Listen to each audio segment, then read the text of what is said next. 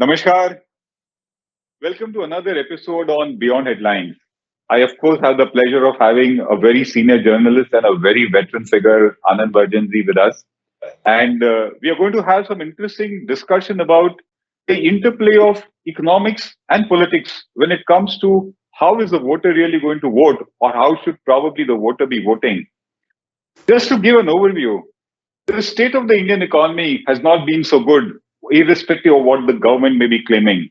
We have certain issues which have been troubling the common man, which is to do with unemployment. It has to do with rising inflation. It has to do with the lack of confidence in the consumer and consumer spending. It has also got to do with poverty and inequality.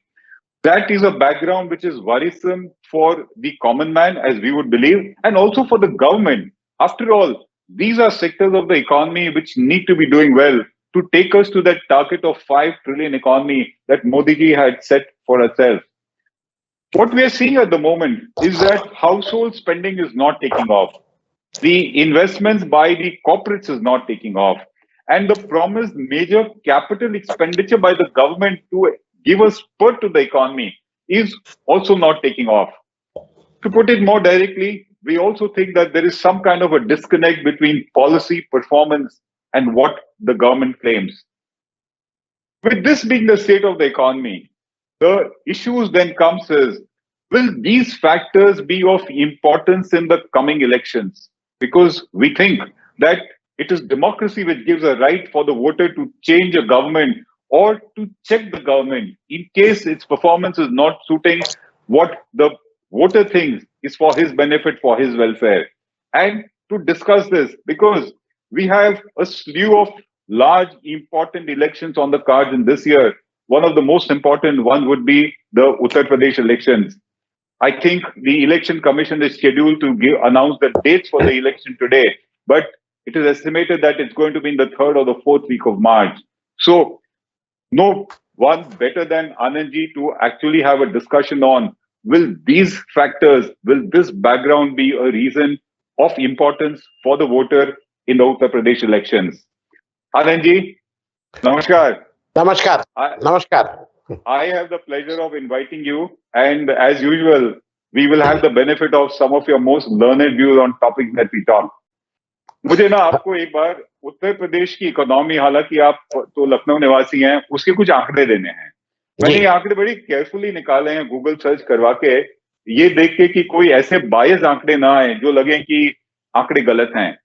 Of course इसका confirmation आप देंगे, as I said आप ही का राज्य है in that sense.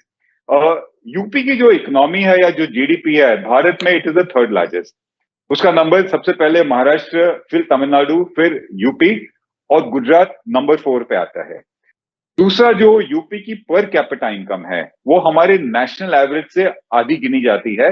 It is ranked number 28, जो कि एक वरीसम मैटर है। यूपी की पॉपुलेशन हमारे देश की करीब 16% है, लेकिन उसका जो जीडीपी में कंट्रीब्यूशन है वो सिर्फ 8% है। जो यूपी की गवर्नमेंट की रेवेन्यू है, पिछले साल सरकार की जो इनकम थी वो कुछ 4.25 लाख करोड़ थी, लेकिन सरकार का जो एक्सपेंडिचर था वो कुछ 5.5 लाख करोड़ था, और ये हर राज्य में हो रहा है। It should not be of any surprise. UP की जो जीडीपी ग्रोथ है 2017 से 21 के बीच में, जो डेटा आ रहा है वो कह रहा है वो कुछ सालाना 2% पे थी। और एक मेन इश्यू ये आ रहा है जिसकी मुझे आपसे चर्चा करनी है कि इस सरकार ने कई सारी पॉलिसीज अनाउंस की हैं, स्टार्टअप्स के लिए, डिफेंस के लिए, इलेक्ट्रॉनिक्स के लिए, ऐसे स्पेशल इकोनॉमिक जोन्स वगैरह के लिए, और कई सारे प्रोजेक्ट्स अनाउंस किए हैं, मेट्रो हो या जो भी बड़े इंफ्रास्ट्रक्चर प्रोजेक्ट्स हो। आनंद जी, ये एक यानी यूपी की इकोनॉमिक स्ट्रक्चर है जो यानी जो मैंने आपके सामने पेश किया। जी जी। मेरा आपसे सबसे पहला सवाल ये है आनंद जी, ये जो मैंने यूपी की इकोनॉमी की रूपरेखा रखी, आपको इसमें स्टैटिस्टिक और जमीनी हालत में कितना गैप दिखता है? मैं शुरू करने से पहले अपने दर्शकों को भाई आपका अभिवादन है, और एक बात और स्पष्ट कर दूं, क्योंकि जब उत्तर प्रदेश की पॉपुलेशन बोली जाती है तो ये भी कहा जाता है कि दुनिया का अगर एक इंडिपेंडेंट देश होता तो हम छठे सबसे बड़े देश होते, 6th largest country in the world. तो लेकिन साइज वाइज अगर हम 16% हैं एरिया वाइज हम करीब 7.5% ही हैं। मतलब the area which we have is only 7.5% of the total देश की टोटल एरिया। अब मैं दूसरी बात पे आता हूं। जैसा आपने ओपनिंग स्टेटमेंट में कहा कि क्या इस चुनाव के मुद्दे, ये जो आप इकोनॉमी के पैरामीटर्स दे रहे हैं और इसको कितना बेहतर किया जाए, कोई भी राज्य करेगा, कोई भी देश करेगा, उस पे लड़े जाएंगे या किन्हीं और मुद्दों पे? मेरा सिर्फ आपसे आग्रह यह है कि काश काश वो इकोनॉमी के मुद्दों पे कोई भी इलेक्शन हिंदुस्तान में लड़ा जाता। लेकिन जो रियलिटी है और जो मुद्दे हैं उनसे बहुत गैप है। मैं एक छोटा सा आंकड़ा देके फिर इसकी बात आगे करेंगे। अभी अभी अभी एक अमेंडमेंट हुआ है जहां पे कहा गया है कि खर्चे की सीमा, एक कैंडिडेट इलेक्शन में जो खर्चा कर सकता है वो विधानसभा में 40 लाख, 28 लाख से बढ़ा के 40 लाख और लोकसभा में 70 लाख से बढ़ा के 95 लाख ये बढ़ाया गया है। अब मैं आ जाता हूं उत्तर प्रदेश पे। विधानसभा के चुनाव है, एक कैंडिडेट 40 लाख रुपया पैसा खर्च कर सकता है। जैसा आपने कहा कि उत्तर प्रदेश की जो पर कैपिटा आय है वो नेशनल एवरेज का आधा, करीब करीब, मैं ये सब मोटे तौर पे बोल रहा हूं, 41,000 रुपया सालाना है, मोटा अंदाज ये। It might be here and there by 2-3-5%।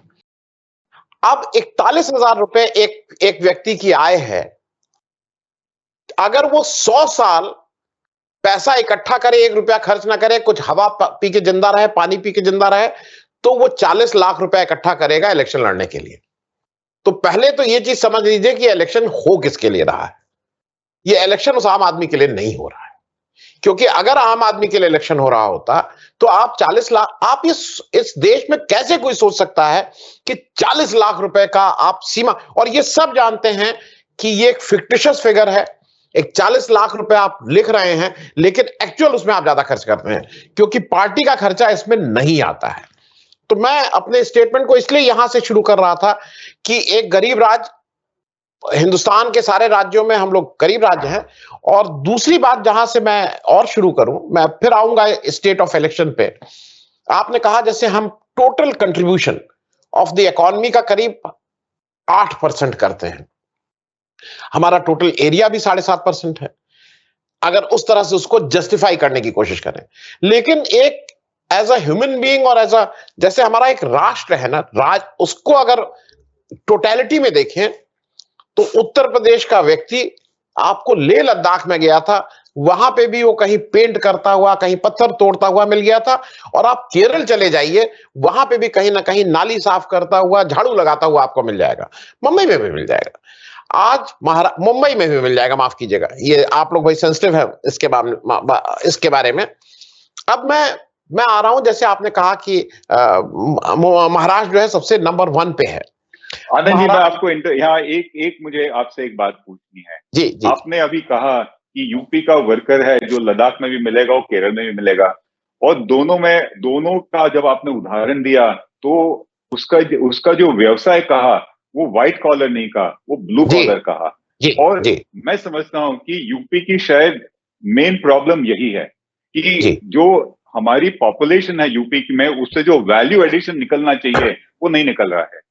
ठीक बात, ठीक बात। नहीं, मैं आपकी उसी बात पे आ रहा था। मेरा कहना यह है कि जब आप महाराष्ट्र जो करीब 32.24 लाख करोड़, मतलब करीब करीब दुगना, जो उसके नेक्स्ट, मतलब उत्तर प्रदेश का करीब करीब दुगना अगर कंट्रीब्यूट कर रहा है जीडीपी में, तो महाराष्ट्र जरूर है, स्टेट है, वहां के ईज ऑफ डूइंग बिजनेस, वहां का जो इंफ्रास्ट्रक्चर, लेकिन उसका जो मैन पावर वाला कंट्रीब्यूशन है किसी भी स्टेट में, उसमें उत्तर प्रदेश का कुछ ना कुछ हिस्सा जरूर होगा। ये बिना मैं किसी आंकड़े की जानकारी के लिए मैं कह रहा हूं, क्योंकि वो हिस्सा आज पूरे देश में, आज पंजाब में जो खेती होती है उसका एक बड़ा हिस्सा उत्तर प्रदेश और बिहार के मजदूर जाके वहां करते हैं।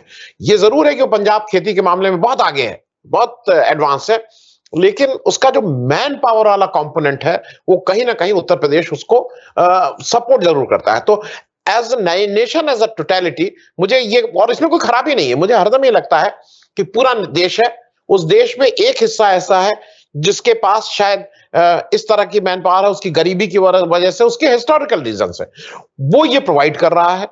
वो अपने just to support what you are saying, I must interview you. जो भारत में ओवरसीज रेमिटेंसेस आते हैं वो भी उत्तर प्रदेश में सबसे ज्यादा आते हैं। आते यानी हैं, उत्तर ठीक। प्रदेश का वर्कर भी बाहर, यानी हमारे राज्यों के नहीं, ओवरसीज या फॉरेन टेरिटरीज में भी उनका कंट्रीब्यूशन काफी ज्यादा है। ज्यादा है। और वो केवल फॉरेन एक्सचेंज का रेमिटेंस नहीं, even from the inter state भी अगर आप कोई इस तरह का आंकड़ा आएगा कि महाराष्ट्र से उत्तर प्रदेश से महाराष्ट्र पैसा नहीं जाता होगा, महाराष्ट्र में जो काम करने, मैं बड़े पैसे की बात नहीं कर रहा हूं, मैं बात कर रहा हूं उस छोटे गरीब किसान की, उस कामगार मजदूर की जो कुछ ना कुछ रेमिटेंस भेज रहा है। तो मेरा सिर्फ कहना यह है कि इंटरडिपेंडेंस ऑफ स्टेट है हमारे यहां। आज हम जैसे स्टेट कहते हैं ना कि नहीं मेरा ये है मेरा ये, नहीं, आज कोई भी स्टेट स्टैंड अलोन ना वो प्रोग्रेस कर सकती है, ना वो डेवलपमेंट कर सकती है, ना उस जगह पहुंच सकती है, वो कोई भी स्टेट हो, क्योंकि उसको कुछ ना कुछ, मुझे जैसे अगर यूपी का व्यक्ति है, वो अगर मैं अपना हाथ वहां बटा सकता हूं तो वहां का इंफ्रास्ट्रक्चर वो दे सकते हैं। तो एक तो मुझे ऐसा लगता है कि इस चश्मे से देखने की जरूरी है। दूसरा, यू हैव जिसको कहते हैं ना बुल्स आई, जो आपने असली बात कही वो आपने एजुकेशन की कही थी।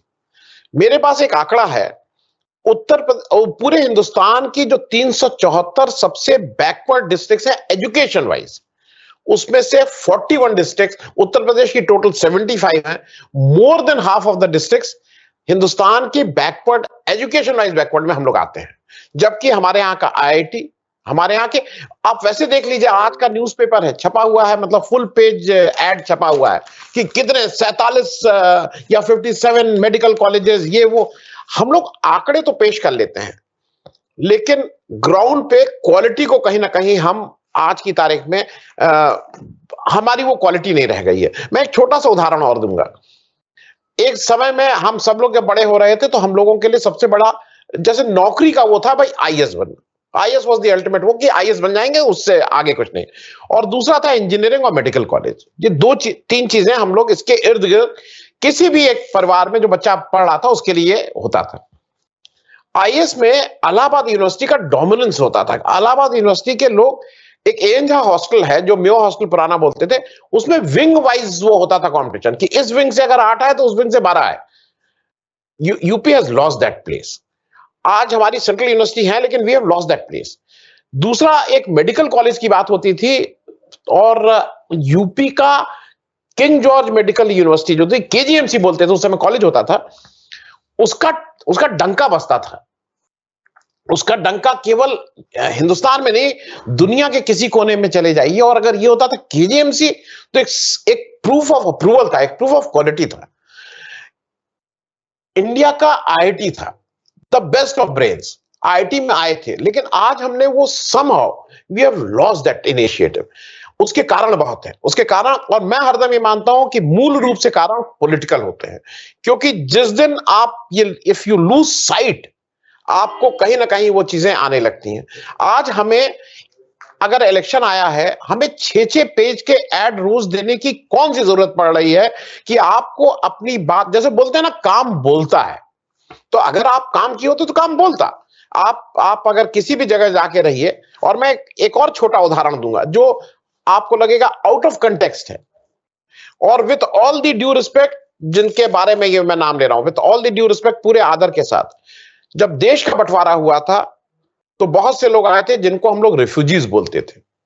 वो रिफ्यूजीज जब आए थे तो वो जिस भी जगह रहते थे वो वहां सबसे गरीब लोग होते थे, लेकिन 10 साल 20 साल के अंदर वो वहां के सबसे सबसे मेहनतकश और सबसे प्रॉस्परस लोग हो गए, क्योंकि उन्होंने वो मेहनत की। मैं जिस रेफरेंस में ये कह रहा हूं, आपने अगर उनकी मेहनत बोलती थी, वो वहां प्रॉस्पेरिटी दिखती थी, उनके बच्चे बेहतर कपड़े पहनते थे। आज अगर उत्तर प्रदेश में अच्छाई है तो आपको एडवर्टीजमेंट डालने की जरूरत नहीं है। तो मैं इस रेफरेंस में ये बात कह रहा था कि ये बहुत देश का दुर्भाग्य है, और पूरे देश का, सिर्फ यूपी की बात मैं नहीं कर रहा हूं, कि यहां जब इलेक्शंस आते हैं तो हम लोग इमोशनल इश्यूज पे लड़ते हैं। हम लोग लड़ते हैं मंदिर पे, हम लोग लड़ते हैं बालाकोट पे, हम लोग लड़ते हैं अजीब अजीब इश्यूज पे, जिससे हमारा कोई लेना देना नहीं है। मतलब मैं बिल्कुल ये मानता हूं, मैं सनातनी हिंदू हूं, प्रैक्टिस करता हूं, रोज पूजा करता हूं, लेकिन it is my personal thing. Hindu Hindu के बारे में एक छोटा सा और उदाहरण दे दूं। अभी मतलब जितने लोग हिंदू हैं, सब लोगों ने शादियां देखी होंगी, करोड़ों शादियां हुई हैं, अरबों शादियां हुई हैं। आज तक मुझे कभी कोई ऐसा शादी में पंडित जी नहीं मिले कि एक लड़की का पंडित, एक लड़के का पंडित और उनके एक मत हो। There is a difference of opinion and that is the beauty of our religion. और हम उसको मतलब we are proud of it. तो कहना यह है कि it's a very personal thing. अब आप रिलीजन की बेसिस पे अगर इलेक्शन लड़ने लगोगे तो ये सारी चीजें गौड़ हो जाएंगी। तो मुझे ये लगता है कि जैसा आपने जो मुद्दा उठाया है वो बहुत ही रेलेवेंट है, और उस पे जब आगे आएगी तो मैं उस पे और स्पेसिफिक चीजों पे बात करता चलेंगे हम लोग। लेकिन ये बिल्कुल जरूरी है कि इलेक्शन जरूर इन मुद्दों पर होना चाहिए जो हमारे जीवन को, हमारा एजुकेशन, हमारा स्वास्थ्य और हमारा पर डे की आमदनी। आज हमारी पर डे की आमदनी कहां है? मतलब हम कुछ ऑल इंडिया वो 816 रुपए, अजीब अजीब से फिगर्स आएंगे, आपको लगेगा ये कौन सी फिगर्स है भाई? क्या आदमी कोई जिंदा रह सकता है? माइग्रेंट ले जब इस समय कोरोना का जब एक वो चला, कहर चला 2020 में, हम सब लोगों ने देखा जिस ढंग से लोग अपने घर की तरफ भागे। और एक मुश्किल वाली चीज ये थी, हमने we made lot of tall claims.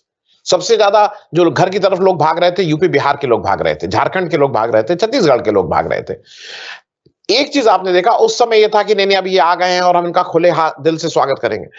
उन माइग्रेंट लेबर की बहुत बुरी हालत हुई।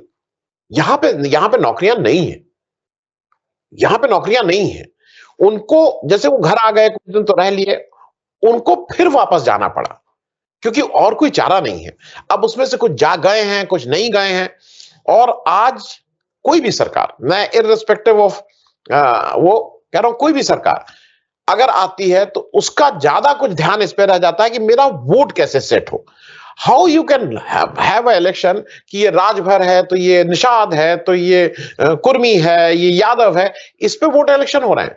इस पे हमारे देश का जो नेतृत्व है, चाहे वो किसी भी पार्टी का हो, वो मैंने इतने लोगों को, इतने बैकवर्ड को टिकट दिया, मेरे यहाँ इतने मंत्री जो हैं वो इस जात के हैं, ये शर्म आनी चाहिए इस देश के लोगों को।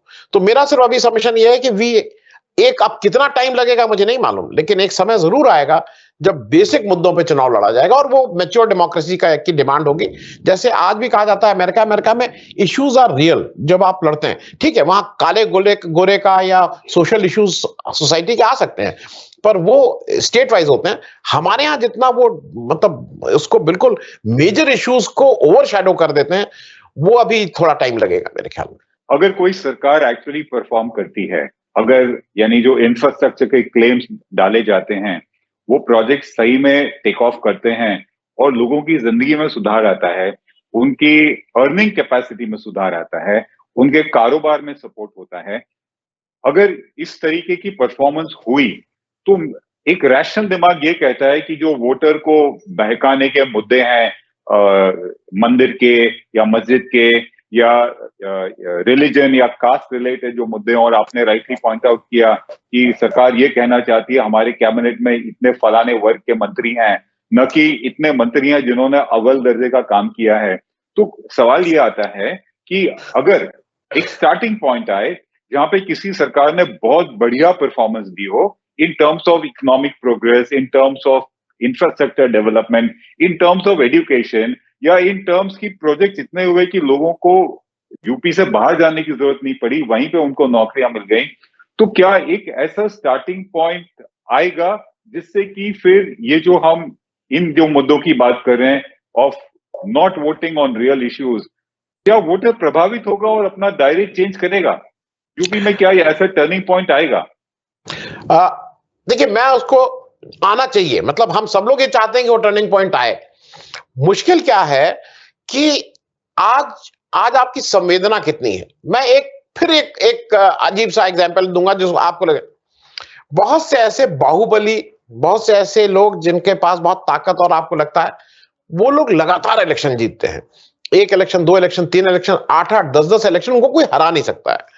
और मैं एक चीज बता दूं, ये जरूर है कि लोगों का आतंक कहीं हो सकता है, लेकिन आज के जमाने में जब सूचना क्रांति कहां पहुंच गई है, जब आप एक एक छोटी छोटी चीजों को आप रिकॉर्ड कर ले रहे हैं, ये बिल्कुल संभव नहीं कि आप पूरी जनता को आतंक में रख लें।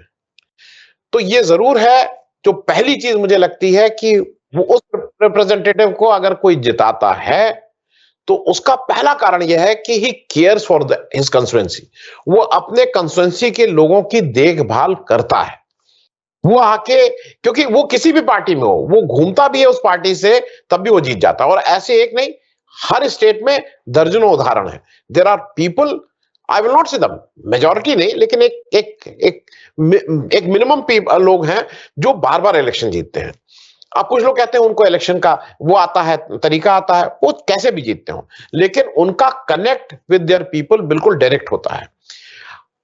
पहली चीज ये है, हो सकता है कि उनकी स्टेट, उनके उस कंस्टिट्यूंसी में सब कुछ उतना अच्छा नहीं हो जैसा हो, लेकिन कम से कम वो उन लोगों की बात सुनने को तैयार हैं। जो भी रिसोर्स आते हैं, वो चाहे मान लीजिए 100 किलोमीटर सड़क क्या है, तो वहां पे दरकार है 1000 किलोमीटर की, तो वो 100 किलोमीटर को उसी में कुछ प्लान करके आगे पीछे देते हैं। मैं अभी जो आपने कहा कि ये आंकड़ा भी इतना बन रहा है, इतना बन रहा है, इतने टेक ऑफ हो रहे हैं। मेडिकल कॉलेज, आज का पेपर है, यूपी, उत्तर प्रदेश देश में नंबर 1, 59 मेडिकल कॉलेजेस। इसी उत्तर प्रदेश में आज आपने 59 मेडिकल कॉलेजेस आपने खोल दिए हैं। आपने क्या किया है, आपने सारे डिस्ट्रिक्ट हॉस्पिटल्स को कन्वर्ट किया है इनटू मेडिकल कॉलेज। ठीक है, अच्छी वो है अगर इसको आप ठीक से करें। मुश्किल क्या चीज है, मुश्किल है फैकल्टी। फैकल्टीज नहीं है। आपने अभी हाईकोर्ट ने, उत्तर प्रदेश हाईकोर्ट ने अभी एक 10 दिन पहले एक महिला रेडियोलॉजिस्ट थी, अगर मैं गलत नहीं हूं, वो सहारनपुर मेडिकल कॉलेज में पोस्टेड थी।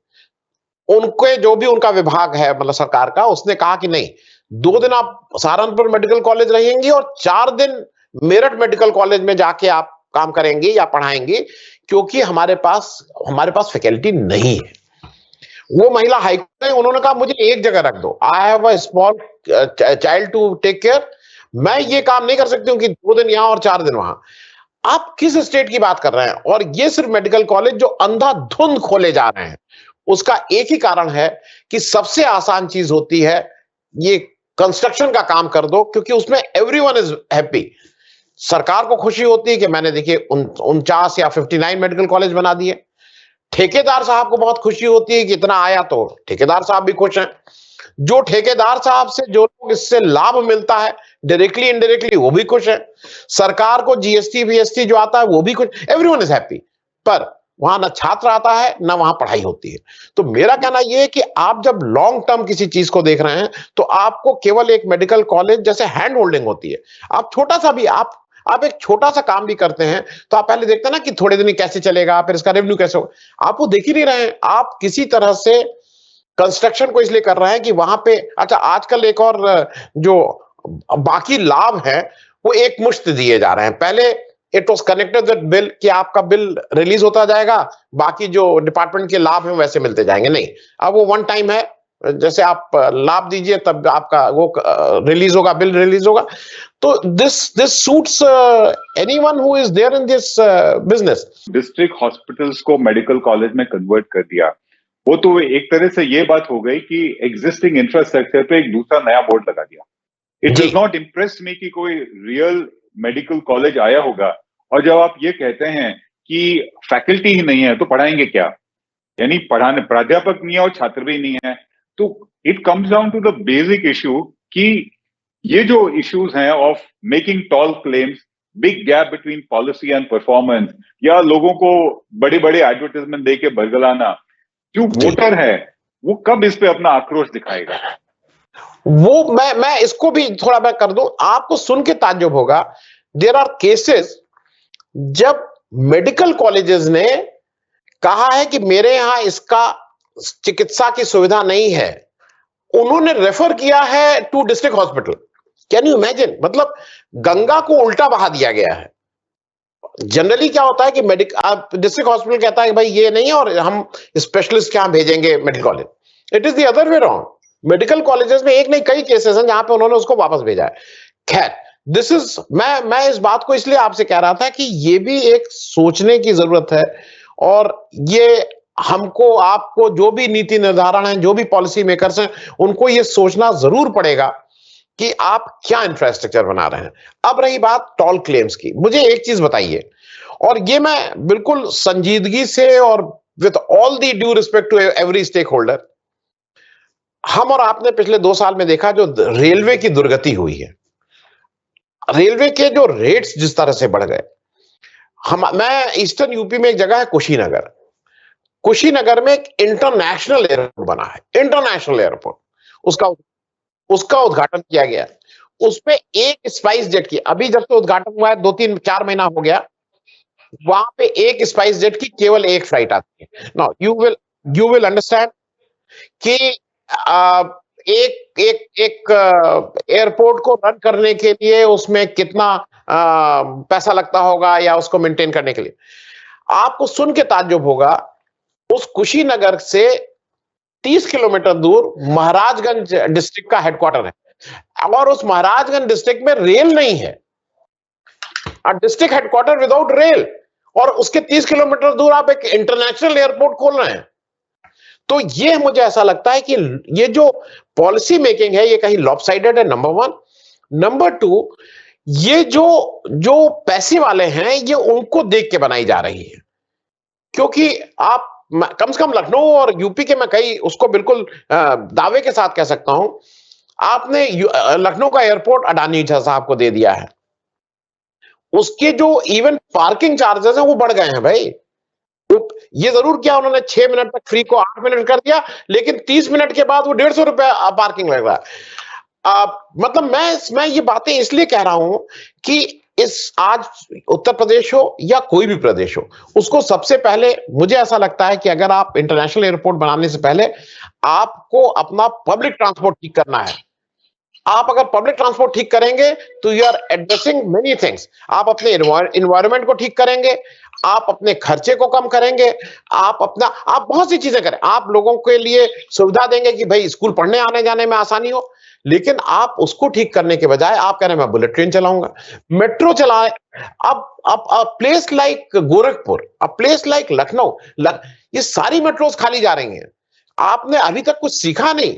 आप उठा के देख लीजिए, दिल्ली मेट्रो को छोड़ के हिंदुस्तान की सारी metros are running in losses. एक मैं रिपोर्ट पढ़ रहा था कि only Bombay metro is making profit. Okay every other metro in the country is not making profit. और मेट्रो बनाने के पहले जो पैसेंजर्स के एस्टिमेट्स के आंकड़े आए थे, they are over stated in every project except Mumbai. तो आपने जो कहा, ये प्रोजेक्ट हैं जो शायद शो पीस की तरह बनाए जा रहे हैं। वेदर आम आदमी के कोई काम के हैं या नहीं, वो उसका कोई किसी को परवाह नहीं है। कुशीनगर में अगर इंटरनेशनल एयरपोर्ट डाल दिया और महाराजगंज में कोई रेलवे स्टेशन तक नहीं है, तो what are we saying? What we are saying is कि शायद ये जो रूलिंग पार्टी या जो भी पार्टी है, उसको वोट की चिंता या उनका जो वोट बैंक है वो शायद आम आदमी नहीं है, और वो शायद आम आदमी को इतना फॉर ग्रांटेड लेते हैं कि उन्हें रियल इश्यू से शायद पड़ी नहीं है। मैं आपको वापस इसी मुद्दे पे खींचने वाला हूं। अगर किसी परिवार में, वो जो भी धर्म फॉलो करता हो, अगर उस परिवार में उनके पढ़े लिखे बच्चे अनएम्प्लॉयड, बिना कामकाज के बैठे हैं, तो क्या वो सरकार, जो भी सरकार हो, जिस भी पार्टी की सरकार हो, उसके अगेंस्ट अपनी नाराजगी या आक्रोश बताएंगे या नहीं बताएंगे? और अगर नहीं बताते हैं तो फिर जो इसका पूरा ब्लेम है वो तो वोटर पे आ गया। भाई, आपको जब वोट करके एक बेहतर सरकार लाने की, या एक वो सरकार जो कि उनके प्रोमिसेस पे सही तरीके से परफॉर्मेंस दे, आपने अगर वो ऑप्शन खो दिया।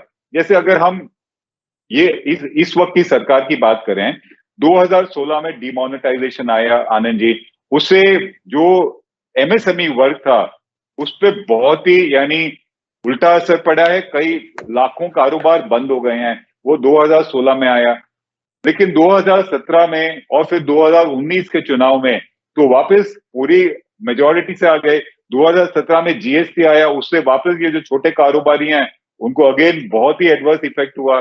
तो ये क्या कारण है कि जब हमारे पास वोटिंग अपॉर्चुनिटी आती है और हम अपनी नाराजगी दिखा के कोई सही गवर्नमेंट लाना चाहते हैं, वो क्यों नहीं आती आनंद जी? और क्या यही यूपी में वापस रिपीट होगा?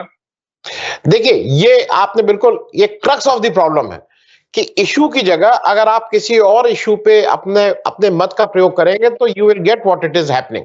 मैं इसका एक और उदाहरण देता हूं, और वो मैं इसलिए दे रहा हूं कि दर्शकों को थोड़ा समझना आसान हो। आज हम और आप जो अपने को कहते हैं कि हम लोग पढ़े लिखे हैं, हम और आप, हम भी जब जाते हैं कहीं बच्चे का एडमिशन कराने, किसी इंजीनियरिंग कॉलेज या छोटे स्कूल, साहब हमारे क्लासरूम एसी है, हम दिन का खाना भी देते हैं। अच्छा, आप इंजीनियरिंग कॉलेज जाते हैं, हमारा काम 100% प्लेसमेंट देते हैं। अब मुझे ये बताइए, किसी विद्यालय का या किसी इंजीनियरिंग कॉलेज का मूल काम पढ़ाना है कि एसी की हवा खिलाना है, कि दिन में खाने के साथ सूप देना है, कि आपका प्लेसमेंट है? प्लेसमेंट मतलब हम सब लोग पढ़ के निकले हैं, विद्यालय का, शिक्षक संस्थान का कोई काम नहीं है प्लेसमेंट कराने से। ये हमने अंधा एक काम कर लिया है कि अमेरिका से हमने उठाया कि हमारा placement is not none of any, एक किसी भी शिक्षण संस्थान का कोई इससे लेना देना नहीं है। आप अच्छी पढ़ाई दे दीजिए, उसके बाद उसका जहां होगा वो अपना लगेगा। लेकिन आज हमने मान लिया है कि नहीं नहीं, उसका प्लेसमेंट अच्छा होता है इसलिए मैं वहां जाऊंगा, जो बिल्कुल बिल्कुल गैर वाजिब बात है। उसी तरह से इलेक्शन में क्या हो गया है कि मूल मुद्दों को छोड़ के, अब मैं आपको एक छोटा और उदाहरण दूं इसी में जो अभी हुआ, और मैं करंट उदाहरण इसलिए दे रहा हूं कि वो हमारे उत्तर प्रदेश के कम से कम चुनाव को प्रभावित करेगा। कल या परसों सरकार ने किया है कि 50% वेव ऑफ किया है किसानों की बिजली को। कहा गया है किसानों की बिजली, जो शायद ₹1.25 यूनिट थी उसको 60 पैसा कर दिया, 60 पैसा। जो कहीं फिक्स, मतलब 4 तरह की कैटेगरी थी, कहीं फिक्स लेते थे, कहीं पर यूनिट लेते थे, हर एक को 50% किया है। एक तरफ आप ये कम कर रहे हैं, उसका एक नॉर्मल रिएक्शन मैं बता दूं, जो शहर में रहने वाला व्यक्ति है, मेरे जो दोस्त मित्र हैं जिनका गांव से संपर्क नहीं है, उनको ये देखो फ्री में लोग ले रहे हैं, और ये क्या, और ये किसान जो है, ये बिल्कुल इन किसानों की वजह से ही हमारी सारी दुर्दशा है। That is the way they are taking it. Uttar Pradesh में जो डिस्कॉम, जो जितनी ये डिस्कॉम है, we are one of the worst performing state in the country, जहां पे हमारे बहुत बकाए हैं, हम पैसे नहीं दे रहे हैं, हमारे यहां बिजली का दाम बहुत ज्यादा है, लेकिन हम फिर एक तरह से फ्रीबीज बांट रहे हैं क्योंकि मुझे इलेक्शन जीतना है। मेरा सिर्फ कहना यह है कि जो किसानों की मूल बात है, उसको आप टोटलिटी में देखना होगा। किसान कभी भी नहीं चाहता है कि उसको कोई सब्सिडी मिले। किसान डजंट वांट फ्री बिजली, किसान डजंट वांट वो। किसान चाहता है कि जो उसका, जो भी चीज वो उत्पाद करता है, जो भी चीज वो प्रोड्यूस करता है, उसका एक उसको इज्जत वाला, कम से कम जो प्रोड्यूस किया कॉस्ट प्लस समथिंग मिल जाए। मैं अभी उसमें नहीं जा रहा हूं कि स्वामीनाथन रिपोर्ट क्या कहती है, पर एनीवन, आपने अगर कुछ लगाया तो उससे आपकी जो कॉस्ट है उससे कुछ ज्यादा मिल जाए। आप उसको बजाय ये देने के, आप कह रहे हैं कॉस्ट तो हम नहीं देंगे, लेकिन हम तुम्हें फ्री बिजली दे देंगे, हम तुम्हें फ्री 2000 रुपया हर 3 महीने में दे देंगे। वाई? आप ये इतना घुमाना फिराना क्यों कर रहे हैं? आप ये सब बंद करिए, आप उसको उसका एमएसपी ठीक से दे दीजिए। किसान को आपकी कोई सब्सिडी की जरूरत नहीं है। और एक नहीं, आप इस पे रेफरेंडम कर लीजिए भाई, आप एक इलेक्शन इसी बात पे लड़िए। आप एक इलेक्शन लड़िए कि हम किसी चीज पे नहीं है, let us fight a election कि ये होगा कि ये होगा। तो ये मैं जो जिस बात को बार बार कह रहा हूं कि आप जब तक इमोशनल इश्यूज पे, ये जरूर है कि लोग कहते हैं कि Indian population is very emotional one, नहीं, वी पर से आर इमोशनल पीपल। हम कभी कभी भाई इमोशन में भाई भाई के मुकदमे होते हैं और पूरी जनरेशन लड़ती रहती है उन मुकदमों को, जिसका कोई मतलब नहीं है। आप मैं ये यूपी बिहार के रेफरेंस में कह रहा हूं, मैं उन पर्टिकुलर कम्युनिटीज का नाम नहीं ले रहा हूं, it will not be proper. जो प्रॉस्परस कम्युनिटीज हैं देश की, उनके यहां मुकदमे नहीं होते हैं। उनके यहां अगर पिता नहीं है या कोई भी बंटवारा होना होता है, वो बैठ के अक्रॉस द टेबल कर लेते हैं उनके यहां मुकदमा। हमारा यूपी बिहार में चलो देख लिया जाएगा, चलो अब वो भी मुकदमा, चलो 40-40 साल तक। मेरे पिताजी जमीन का मुकदमा करने जब जाते थे, तो जो उनके अगेंस्ट, वो भी उनकी गाड़ी में बिठाते थे, वो पैदल, उनको लगता था कि पैदल कहां जाएगा, तो बैठो, क्योंकि जमीन के मुकदमे बहुत मुश्किल होते हैं। मैं इसको इस रेफरेंस में कह रहा हूं कि हम लोग इमोशनल लोग हैं, इसमें कहीं कोई दो राय नहीं है। ये नेताओं की बेसिक और नैतिक जिम्मेदारी बननी चाहिए कि वो इसको एक्सप्लॉइट करने के बजाय, हमारे इमोशंस को एक्सप्लॉइट करने के बजाय, साफ साफ बोले कि भाई देखिए इस जगह, मैं ये दो उदाहरण देके इसको खत्म करूंगा। मैं मान लीजिए मैं एक किसी लखनऊ से आता हूं, मैं लखनऊ में कहूंगा कि भाई आज मैं लखनऊ से लड़ रहा हूं, यहां का ग्राउंड वाटर लेवल 200 फीट है। 5 साल बाद मैं इसी मुद्दे पे इलेक्शन लड़ूंगा कि ये 200 से 190 हुआ है कि 210 हुआ है। एक, मैं आज यहां मान लीजिए मैं किसी गांव की कंस्टिट्यूंसी में लड़ रहा हूं, से एनी एनी कंस्टिट्यूंसी, मैं कहूंगा कि यहां पे मवेशी और आदमी का जो वो है रेशियो है कि एक आदमी के पीछे मान लीजिए 2 जानवर हैं, तो भाई या 2 किलो दूध होता है या जो भी, मैं कोई ऐसा पैरामीटर पकड़ूंगा, 5 साल बाद आप मुझे इस पे वो करना और फिर मुझे वोट देना। हम उसकी जगह ये नहीं कहते हैं, हमने मंदिर बना दिया, अब हम काशी विश्वनाथ बनाएंगे, उसके बाद हम मथुरा बनाएंगे। भाई हम सब लोग पूजा करते हैं, कितनी बार आप काशी विश्वनाथ और मथुरा जाते हैं, ये हमारी आस्था की बात है। तो मुझे ये कहना है कि वो इंडियन पॉलिटिक्स में ये जरूरी है, और खास करके वो लोग जो नेतृत्व कर रहे हैं उनके लिए जरूरी है कि इन इश्यूज की जगह वो उन इशू, अच्छा, और मुझे लगता है कि ज्यादा दिन तक आप बहुत बेवकूफ नहीं बना पाएंगे। आपने बहुत बेवकूफ बनाया है, जो नए जनरेशन है उसको बिल्कुल इस आज क्यों चिंता, आज 6 पेज के ऐड क्यों देने पड़ रहे हैं? क्योंकि यंगर जनरेशन को एक बेचैनी है, उनको यह है कि बेरोजगारी है, भयंकर बेरोजगारी है, पैसे की दिक्कत है। आप अगर कहीं पे भी जाके देख लीजिए, एक यंग लड़का जो पढ़ा लिखा है वो घर में बैठा हुआ है, नौकरी नहीं है, तो वो एक गुस्सा है कहीं ना कहीं। अब उस गुस्से की जगह आप उसके इमोशनल, उसको कितना, उसको मैं कहूंगा फुसला सकते हैं, वो देखने वाली बात होगी, लेकिन वो फुसलाना धीरे धीरे पहले के मुकाबले जरूर कम हो रहा है। So I have a question to you, which is, ये जो बड़े बड़े अखबारों के आप एड्स कह रहे हैं, फुल पेज 6-6, 5-5 पेजेस के, वो हमारे महाराष्ट्र में भी आते रहते हैं, जबकि हम तो वहां के वोट नहीं करने वाले हैं, हम यूपी के वोटर नहीं हैं। वो इन्वेस्टमेंट के इतने बड़े बड़े आंकड़े आते हैं कि उसके जीरो गिनने में मन थक जाता है। तो क्या सरकार को इस बात का डर है कि बेरोजगारी, महंगाई, इनइक्वालिटी, ये इश्यूज उभर के आएंगे इस इलेक्शन में, और उसको अभी से हम अपना एडवर्टाइजमेंट देना स्टार्ट कर दें कि हमने इन मुद्दों पे बहुत भारी और बहुत बढ़िया काम किया है? तो क्या सरकार को इस बात का डर है कि ये मुद्दे उभरेंगे इस बार?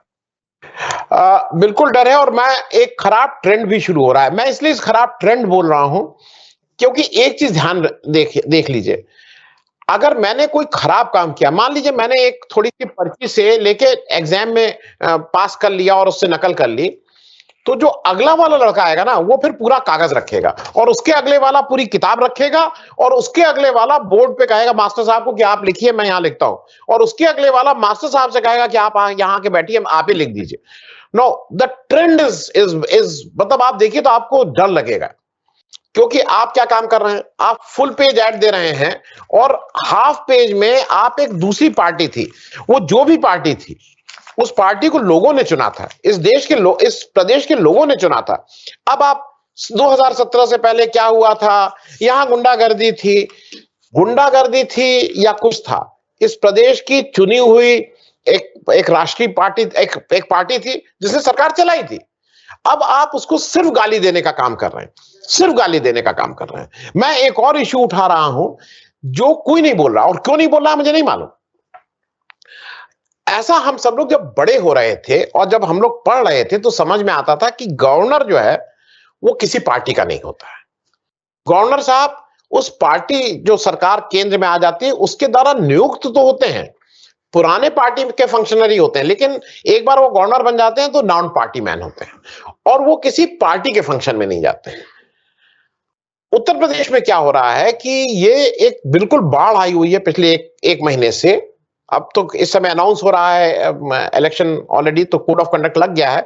बाढ़ आई हुई थी एक महीने से नए नए योजनाओं की, उन सारी योजनाओं की जो काफी जगहों पे हमारी गवर्नर भी जा रही थी।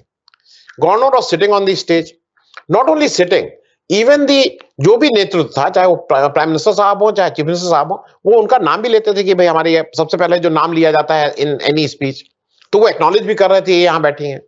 सामने आप देख लेते, हर जगह भाजपा का झंडा लेके, भाजपा का नारा लेके, और वहां भाषण आप क्या दे रहे हैं, आप भाषण दे रहे हैं कि पुरानी सरकार ये गड़बड़, उसमें ये गड़बड़। मेरा सिर्फ कहना यह है कि आप इस खराब ट्रेंड को मत करिए, और खास करके जो सबसे उच्च पद पे बैठे हुए हैं। मैं ये समझ में आता, कोई कॉर्पोरेटर है, उसको नई अकल है, उसको नई समझ है, लेकिन जो देश के सबसे बड़े पद पे बैठा हुआ है, वो अगर आज ये कर रहा है, तो मुझे खतरा दूसरा है।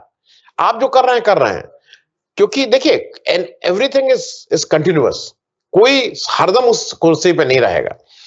आज से 5 साल बाद, 10 साल बाद, 20 साल बाद, 50, जो भी आएगा, मुझे यह है कि वो और अब्यूज, मिसयूज से वो उसको अब्यूज ना और ज्यादा करने लगे। तो इस देश का जो बेसिक डेमोक्रेसी है, जो बेसिक आज की तारीख में जिसको बहुत मुश्किल से लाया गया है, वो कहीं ना कहीं उस फैब्रिक पे चोट जरूर आएगी। इसका खतरा मुझे लगता है।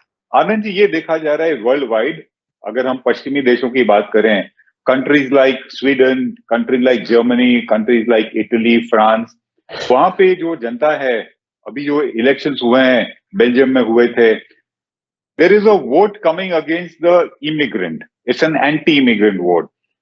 उसको कहीं पे एंटी माइनॉरिटी वोट भी करके देखा जा रहा है, स्पेशली इन फ्रांस। तो क्या ये एक विश्व लेवल पे एक इमर्जिंग इशू है कि वोटर अब रियल मुद्दों से हटके इन इश्यूज पे आने वाला है? और क्या that justifies even in India कि लोग शायद एंटी माइनॉरिटी वोटिंग या एक एन मास किसी ब्लॉक के लिए वोटिंग की जाती है उसकी तरफ जा रहे हैं और रियल इश्यूज आएंगे ही नहीं, या उन्हें आने में और भी वक्त लगेगा? आपको क्या लगता है सर? जी, मैं एक तो बिल्कुल आपने सही प्रश्न उठाया, और इस प्रश्न पे मेरा ऐसा मानना है इसमें चर्चा होनी चाहिए। इट इज नॉट समथिंग जो कारपेट के लिए होता है ना, नहीं, इस पे बात मत करो, इस पे बिल्कुल बात होनी चाहिए। पहली चीज जो आपने कही, पूरी दुनिया एक नया चेंज देख रही है, और हर देश अपने लोगों को प्रोटेक्ट करने की कोशिश करेगा, और बिल्कुल ठीक भी है। उसको लगता है कि आई मस्ट प्रोटेक्ट, और ये एनी नेशन का, they don't have any permanent friends, they have permanent interest. तो आज चीन अब अमेरिका के साथ दोस्ती करने जा रहा है। चीन मतलब आज रशिया और चीन की एक समय इतनी दोस्ती थी, फिर बहुत आपस के विचारों का मतभेद हुआ 60s के बाद, आज फिर वो एक साथ आ रहे हैं। मेरा कहना ये है कि नेशन वहां पे हो रहा है कि इमिग्रेंट्स के अगेंस्ट थोड़े मुश्किल बन रहे हैं, रोजगार के अवसर कम है, ठीक। हिंदुस्तान में थोड़ी बात दूसरी है, मैं दोनों पक्ष पे आऊंगा, मैं उस अल्पसंख्यक की बात पे भी आऊंगा और पहले इमिग्रेंट्स पे। हमारे यहाँ समस्या इमिग्रेंट्स की उतनी ज्यादा नहीं है। जो एक कहा जाता है और एक जो परसेप्शन बनाया जाता है, वो बांग्लादेश का जब 71 वॉर हुई थी, उस समय हमारे यहाँ करीब 1 करोड़ से ज्यादा रिफ्यूजीज कह लीजिए, या जो लोग वहां से माइग्रेट मतलब यहाँ आए थे, फिर ऐसा कहा गया कि उसमें से काफी वापस चले गए, लेकिन कुछ लोग शायद नहीं गए थे। आप उनको आप आइडेंटिफाई करने की आपने कोशिश की थी असम में, उसमें कितने सैकड़ों पैसे, आपने कितने करोड़ों रुपए खर्च, फिर फाइनली आपने मान लीजिए आज कहा है कि वो 6-7 लाख लोग। अब उसमें हिंदू भी है, मुस्लिम भी है। मैं अभी हिंदू मुस्लिम पे नहीं जाता। आपने सारी एक्सरसाइज जब की, तो आप ये तो बताइए कि जब आप आइडेंटिफाई कर लेंगे कि आपके पीछे किताब लगी हुई है, आप जहां बैठे हैं आपके पीछे किताब लगी है, अब आप कल के दिन कहेंगे कि मैं हर एक किताब की स्क्रूटनी करूंगा, और जो किताब ये मान लीजिए अमेरिका में छपी होगी उसको मैं निकाल दूंगा। बहुत अच्छा, निकाल के उसको फेंकेंगे कहां, उसका करेंगे क्या, ये तो बताइए। क्योंकि ये अगर आपने 5 लाख लोग आइडेंटिफाई भी कर लिए कि ये आपके देश के लोग नहीं है, आप उनका करेंगे क्या? आप उनको बे ऑफ बंगाल में डुबोएंगे, आप उनको फांसी देंगे, आप उनको कंसंट्रेशन कैंप पे रखेंगे, आप, क्योंकि वो देश तो नहीं लेने को तैयार है। तो मेरे हिसाब से पहला काम ये होना चाहिए था कि हम आइडेंटिफाई करके इनके साथ ये करेंगे। बिल्कुल ठीक बात थी, अगर आप पहले से क्लियर होते कि इनको हम आइडेंटिफाई करेंगे और इनके साथ ये करेंगे, कोई दिक्कत नहीं थी। आपने अपना लक्ष्य, अपना ऑब्जेक्टिव ही क्लियर नहीं किया था। आपका ऑब्जेक्टिव इलेक्शन था। भारत में जो लोग आए और जो एक टोटलिटी में माना गया, ये लोग आए नहीं। जिस तरह से बंटवारा हुआ था, ये लोग अपनी इच्छा से उन्होंने चुना कि मैं इस देश में रहूंगा। जो दूसरे धर्म, जो अलग धर्म के लोग थे, सबने चुना। मैं एज हिंदू, मेरे पास चॉइस नहीं थी पाकिस्तान जाने की, लेकिन मेरे घर के बगल का जो अब्दुल रहता है, उसके घर में चॉइस थी पाकिस्तान जाने की, बट ही सेड नहीं नहीं, मैं इस देश में रहूंगा। आज की तारीख में, आजादी के 75 साल बाद, आप उससे क्यों प्रूव करवाना चाह रहे हैं कि नहीं नहीं वो हिंदुस्तानी है, वो पाकिस्तानी नहीं, और क्या वंदे मातरम बोलो, और ये क्यों, वाई? मैं इसलिए कह रहा हूं, शिव मंदिर में, मैं कुछ मंदिरों में जाते हैं, शिव मंदिर में इसलिए ज्यादा लोग जाते हैं कि वहां ये जरूरी नहीं कि आप नहा धो के जाइए, वहां जरूरी नहीं कि आप, अदरवाइज आप मंदिर में जब जाते हैं तो हाथ पैर धोते हैं, सिर पे ऐसे से डालते हैं। शिव मंदिर में सब सब माफ है, ये माना जाता है कि भोले बाबा आप कैसे भी चले जाइए। तो आज 75 साल बाद वो व्यक्ति जिसने by his choice he said कि I will stay in this country, this is my country. आप उससे प्रूफ बार बार क्यों मांग रहे हैं? मेरी ये समझ में आता है कि आप मुझसे भी कोई प्रूफ मांगे, लेकिन आप केवल उससे मांग रहे हैं। तो वो हम लोग उसको जो बाहर के देशों में हो रहा है उसके साथ बिल्कुल 1 to 1 नहीं कर सकते हैं, क्योंकि हमारे यहाँ के जो लोग रहते हैं उनको उस तरह से ट्रीट करना ठीक नहीं है। दूसरी बात रही, ये बार बार जो बात आती है रोहिंग्या की आती है या बांग्लादेशी होती है, ये भी फैक्ट है। कम से कम मैं 10-12 स्टेट की बात कर सकता हूं, उत्तर प्रदेश, बिहार, वेस्ट बंगाल, दिल्ली, मध्य प्रदेश, जहां पे ये जो कूड़ा उठाने का काम है वो करीब करीब, वो कहते नहीं अपने को बांग्लादेशी, वो लोग अपने को असमीज बोलते हैं, लेकिन वो मोर और लेस उन लोगों के पास है। आपने उनको कोई आके आपके जनरल मैनेजर नहीं बन गए हैं, आके जिस कुर्सी पे आप बैठे इस कुर्सी को नहीं हटा रहे हैं, वो उस कुर्सी पे जा रहे हैं जहां पे आपको अपने आदमी नहीं मिल रहे हैं जो वो काम करें। आपको गटर में उतर के सीवेज साफ करने वाले आपको नहीं मिल रहे हैं, तो वो आपका सबसे लास्ट लेवल ऑफ जो जॉब है वो कर रहे हैं। और मुझे ये कि बिल्कुल आज से पॉलिसी बना लीजिए कि आज रात 12 बजे से अब मेरी बिल्कुल कटना है, मैं इसके बाद किसी को नहीं। इन लोग जो आए हैं इसमें से मैं एक कुछ बात करूंगा, वो चाहे जो भी देश हो, उससे पहले करूंगा कि भाई इतने साल से आए हैं, आप इनको वापस लीजिए, something, make the policy first, और फिर उन लोगों को आइडेंटिफाई कीजिए। क्योंकि आप एक काम क्या कर दे रहे हैं, आप अपने यहां की एक 15, 16, 17% आबादी को बिना बात के अंडर डाउट रख रहे हैं।